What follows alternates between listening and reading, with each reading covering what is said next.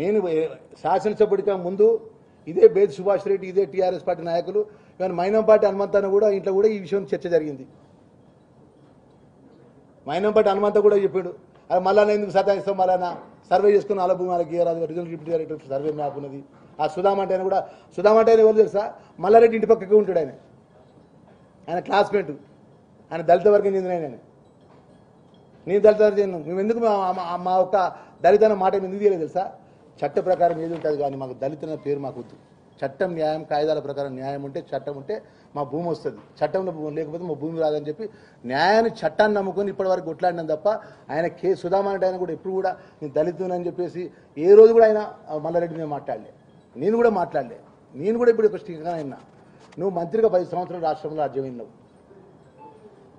ఈ ప్రాంతంలో ఏ గుట్ట అడిగినా, ఏ చెట్టును అడిగినా కూడా మల్లారెడ్డి యొక్క ఎంక్రోచ్ లేకుండా, మల్లారెడ్డి యొక్క కాలు పెట్టకుండా, మల్లారెడ్డికి దౌర్జన్యం లేకుండా ఈ భూమి కబ్జా పెట్టినట్టు కానీ అన్నట్టు చూపెట్టు దేనికి అడుగుతాను కొట్టుకుంటా. 10 సంవత్సరాల రాజ్యం నువ్వు సర్కార్లో ఉండి జిహెచ్ఎంసీ పర్మిషన్ తెచ్చుకోకుండా, ఇన్లీగల్ తేజామాన్స్ నడిపించుకుంటా, ఇన్లీగల్గా ఆటోమొబైల్ నడిపించుకుంటా, మా ఇంజక్షన్ ఆర్డర్ ప్రకారం శ్రీనివాసరెడ్డి అంటే మా డబ్బులు పెట్టి కొనుక్కుని ఆయన పోయి రేకులు వేసుకుంటా అంటే ఆయన గుండాలను తీసుకొచ్చి పోలీసుల ముంగట, ఏసీపీ ముంగట, సిఐ ముంగట నువ్వు ఒక మాజీ మంత్రిగా పనిచేసి రేకులను ఇట్లా దొబ్బుతున్నావు అండి, ఇట్లా రేకులను దొబ్బుతున్నావు, షీట్లను దొబ్బుతున్నావు.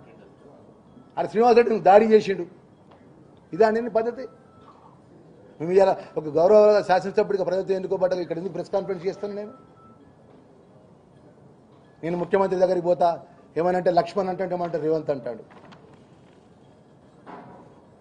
నేను జిల్లా పరిషత్ చైర్మన్గా పనిచేసిన, ఎస్సీ కార్పొరేషన్ చైర్మన్గా పనిచేసిన, ఒక మంత్రి మీద 3 సార్లు ఓడిపోయి కూడా ఒక్కడే పార్టీ ఒకటే జెండా నమ్ముకొని ఒక మంత్రిని ఓడగొట్టి వచ్చినందుకు మాట్లాడడానికి మర్యాద లేకుండా లక్ష్మణ్ అని మాట్లాడతాడు.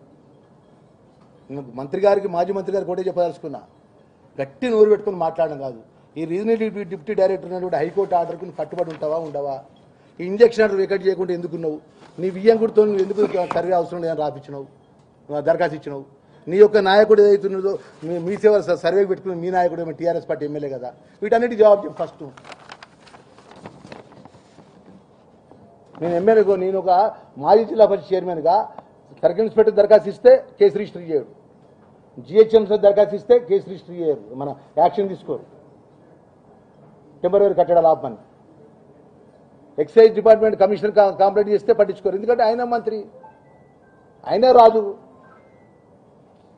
మెడికల్ కాలేజీలు అయినే, ఇంజనీరింగ్ కాలేజీలు అయినే, భూములు అయినే, జాగలు అయినే, తొడగొట్టకుండా మాట్లాడండి మన నాయకుల మీద. మల్లారెడ్డి అనుకుంటే మాట్లాడాడు. ఇక చెప్తాం మల్లారెడ్డి సంగతిగా, ఇక మల్లారెడ్డి సంగతి చెప్తామండి. మేము ఈ ప్రాంతంలో మల్లారెడ్డికి సంబంధించిన భూముల విషయంలో పట రిటైర్డ్ జడ్జితో ఒక కమిషన్ ఏర్పాటు చేయమనండి ప్రభుత్వం. మేము అప్పీల్ చేస్తాం ప్రభుత్వానికి, హైకోర్టు కూడా అప్రోచ్ అవుతాం. మేము మా పేరు తీసుకొని మాట్లాడేందుకు హైకోర్టు కూడా అప్రోచ్ అవుతాం. మేము 2020 కోట్ల రిజిస్ట్రేషన్ చేసినా కానీ చెప్పిన నేను అసెంబ్లీ జరిగేటప్పుడు ఇదే రాజశేఖర్ కలిసిండు నాకు, ఇదే మన మల్లారెడ్డి మాజీ మంత్రి మల్లారెడ్డి గారు కలిసిండు, రాజశేఖర్ గారు కలిసిండు.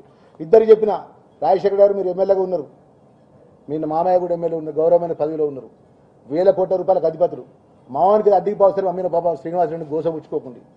మీ శ్రీనివాసరెడ్డి గారు పంపిస్తా, సర్వే చేసుకోండి, భూమి వెళ్తే భూమి చెబుతా ఆయన కాగితాలు తీసుకొని చెప్పలు తీసుకొని వెళ్ళిపోతున్నాం. ఇంజక్షన్ ఆర్డర్ కూడా మేము కోర్టులో వచ్చి మేము విడ్రా చేసుకుంటాం. ఇంజక్షన్ ఆర్డర్ కూడా నేను ఎమ్మెల్యే అయినా కానీ శాసనసభలో మాట్లాడినటువంటి విషయాన్ని చెప్తున్నాను. నేను మల్లారెడ్డికి రాజశేఖర్కి ఇద్దరు చెప్పిన, ఫోన్లో కూడా మాట్లాడినా,